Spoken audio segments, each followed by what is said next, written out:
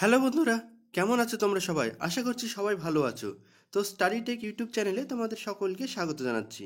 তো আমরা এখন ইতিহাসের উপরে আরও কিছু প্রশ্ন উত্তর আলোচনা করব এবং তার সঙ্গে সঙ্গে তোমাদের কয়েকটি প্রশ্ন আমি জিজ্ঞাসা করব, যার উত্তর তোমরা কমেন্ট বক্সে অবশ্যই দেবে। আর সঙ্গে সঙ্গে যে প্রশ্নগুলি আমি এখানে তোমাদের বলছি সেই প্রশ্নের উত্তরও কিন্তু তোমরা কমেন্টে জানাতে পারো। তাতে তোমরা তোমাদের যে পড়াশোনা কতদূর হয়েছে বা তোমরা ইতিহাসের ওপর কতটুকু প্রস্তুতি নিয়েছো সে বিষয়ে তোমাদের কিন্তু আইডিয়া একটা চলে আসবে। তো ভিডিও দেখো, লাইক কমেন্ট এবং শেয়ার করো। আর যারা এখনও সাবস্ক্রাইব করনি, সাবস্ক্রাইব করে বেল আইকনে ক্লিক করে আমাদের সঙ্গে যুক্ত থাকো এবং আমাদের প্রশ্নগুলির উত্তর দিতে থাকো। তো চলো প্রথম শুরু করি। প্রথম প্রশ্ন এখানে যেটা আসছে সেটা দেখে নাও। নিম্নলিখিত কোন উক্তিটি হরপ্পা সভ্যতার জন্য সঠিক? নিম্নলিখিত কোন উক্তিটি হরপ্পা সভ্যতার জন্য সঠিক? অপশান এ, ঘোড়ার পদ্ধতি তাদের জানা ছিল। অপশান বি, তারা গরুকে পুজো করত। অপশান সি, তারা পশুপতির উপাসনা করত। অপশান ডি, এই সভ্যতা ছিল নিয়ত পরিবর্তনশীল। তো এখানে দেখো, ঘোড়ার পদ্ধতি তাদের জানা ছিল না, তো প্রথমটা ভুল। 2 নম্বর, তারা গরুকে পুজো করতো না, 2 নম্বরটা ভুল। তারা পশুপতির উপাসনা করত, এটা একদম ঠিক, তারা পশুপতির উপাসনা করত। তো আমাদের অপশান সি হচ্ছে অ্যান্সার। 1 নম্বর প্রশ্নের অ্যান্সার অপশান সি। নেক্সট 2 নম্বর প্রশ্ন। জৈনদের প্রথম তীর্থঙ্কর কে ছিলেন? জৈনদের প্রথম তীর্থঙ্কর কে ছিলেন?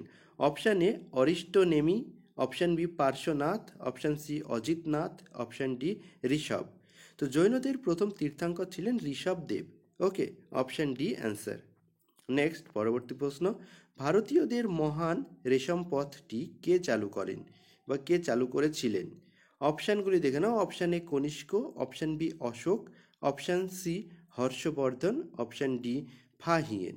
তো ভারতীয়দের মহান যে রেশম পথ, সেই রেশম পথটি চালু করেছিলেন অপশান এ কনিষ্ক। কনিষ্ক এই রেশম পথটি চালু করেছিলেন। নেক্সট 4 নম্বর প্রশ্ন। চোল রাজারা কোন ধর্মের উপাসক ছিলেন? চোল রাজারা কোন ধর্মের উপাসক ছিলেন? অপশান এ জৈন, অপশান বি বৌদ্ধ, অপশান সি শৈব, অপশান ডি বৈষ্ণব। তো এখানে যে উত্তরটি আসবে সেটা হচ্ছে চোল রাজারা ছিলেন শৈব উপাসক। শৈব, অপশান সি অ্যান্সার, শৈব উপাসক, শৈব ধর্মের। ঠিক আছে। নেক্সট পরবর্তী প্রশ্ন। হরপ্পার সমাজ ব্যবস্থা ছিল কিসের ভিত্তিতে? অপশান এ সাম্যবাদের ভিত্তিতে, অপশান বি দাস শ্রমের ভিত্তিতে, অপশান সি বর্ণভেদের ভিত্তিতে, অপশান ডি জাতিভেদের ভিত্তিতে। তো হরপ্পা সমাজ ব্যবস্থা কিসের ভিত্তিতে ছিল? তো এই প্রশ্নটির উত্তর তোমাদেরকে অবশ্যই আমাদের কমেন্টে জানাতে হবে। আর আগের প্রশ্নের উত্তর কিন্তু অবশ্যই তোমরা দেখছো, ঠিক আছে? তো এই প্রশ্নটির উত্তরটি অবশ্যই তোমরা কমেন্টে জানাও, আমরা অবশ্যই মিলিয়ে দেখে নেব। পরবর্তী প্রশ্ন 6 নম্বর প্রশ্ন। কোন বেদ থেকে আমরা বৈদিক পূর্ববর্তী যুগের সভ্যতা সম্বন্ধে জানতে পারি? ঠিক আছে, বৈদিক যুগের আগের সভ্যতা সম্বন্ধে আমরা জানতে পারি কোন বই থেকে? Option A Rigveda, option B Yajurveda, option C Atharvaveda, option D Samaveda.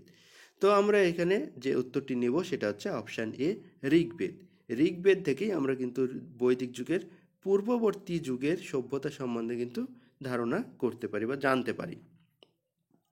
পরবর্তী প্রশ্ন। গুপ্ত পরবর্তী যুগে কোন বিশ্ববিদ্যালয়টি খ্যাতি লাভ করেছিল? গুপ্ত পরবর্তী যুগে কোন বিশ্ববিদ্যালয়টি খ্যাতি লাভ করেছিল? Option A Kanchi, option B Taxila, option C Nalanda, option D Pallavi.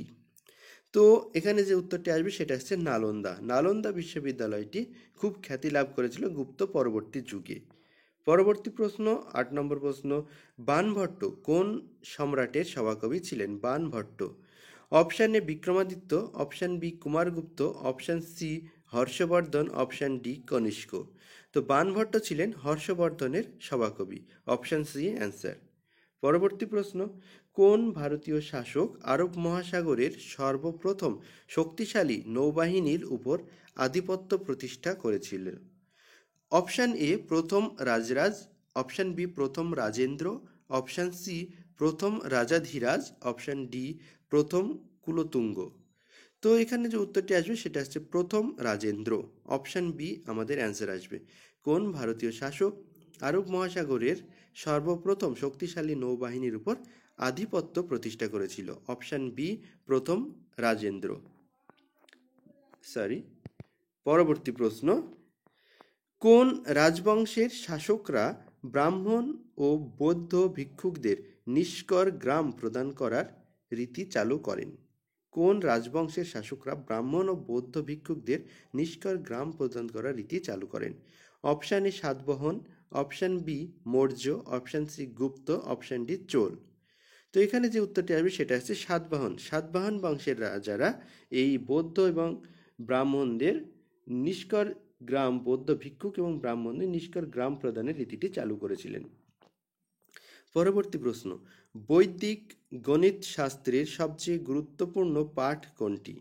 Option A Shatapatha Brahmana, option B Atharvaveda, option C Shulkasutra, option D Chandogya Upanishad. তো এখানে যে উত্তরটি আসছে সেটা হচ্ছে অপশান সি শুল্কসূত্র। বৈদিক গণিত শাস্ত্রের সবচেয়ে গুরুত্বপূর্ণ পাঠ হলো শুল্কসূত্র। পরবর্তী প্রশ্ন, কারা ভারতীয় প্রেক্ষাগৃহে যবনিকা বা পর্দার প্রচলন করেছিলেন? Option A Shaka, option B Parthian, option C Greek, option D Kushan. তো কারা এটি করেছিল? তো এটা উত্তর আসবে গ্রিকরা। গ্রিকরাই প্রথম ভারতীয় প্রেক্ষাগৃহে যবনিকা বা পর্দার প্রচলন করেছিলেন। নেক্সট, পরবর্তী প্রশ্ন এবং আজকে লাস্ট প্রশ্ন, কে শকাব্দ প্রচলন করেন, যেটা ভারত সরকার এখনও ব্যবহার করে চলেছে? অপশানগুলি দেখে নাও। Option A Kanishka, option B Vikramaditya, option C Samudragupta, option D Ashoka. তো শকাব্দটি, এই যে শকাব্দ শুনছ, এই শকাব্দটি প্রচলন করেছিলেন কনিষ্ক।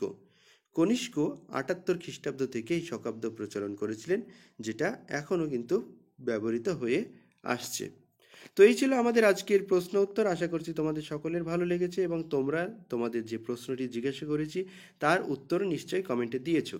সঙ্গে সঙ্গে তোমরা ভিডিও পজ করে করে বাকি প্রশ্নেরও নিশ্চয় উত্তর আমি বলার আগেই তোমরা নিশ্চয় সেই প্রশ্নগুলো প্র্যাকটিস করে নিয়েছো, যাতে তোমাদের ইতিহাসের প্রস্তুতি একটু যাচাই করা হয়ে যায়। তো চলো, ভিডিও লাইক, কমেন্ট এবং শেয়ার করো। আর যারা প্রথম দেখছো তারা অবশ্যই আমাদের চ্যানেলটিকে সাবস্ক্রাইব করে বেল আইকনে ক্লিক করে আমাদের সঙ্গে যুক্ত থাকো। তোমরা পূর্ববর্তী যে আমরা অনেক ভিডিও দিয়েছি সেই ভিডিওগুলি দেখতে থাকো, তাতে অবশ্যই তোমাদের কিছু না কিছু হেল্প হয়ে যাবে তোমাদের কম্পিটিটিভ এক্সামসে। আর তোমরা যে এই যে প্রশ্ন উত্তর দেখছো এগুলি তোমরা নোট ডাউন করে রাখতে পারো তোমাদের একটি নোটবুকে। তাহলে কি হবে, তাহলে তোমরা পরবর্তীতে যখন পরীক্ষা দিতে যাবে তার আগে একবার সেগুলি চোখ বুলিয়ে রাখলে তোমাদেরই হেল্প হবে। তো চলো, ভিডিও এতক্ষণ দেখার জন্য অসংখ্য ধন্যবাদ। ভালো থাকবে এবং আমাদের সঙ্গে যুক্ত থাকবে। Thank you.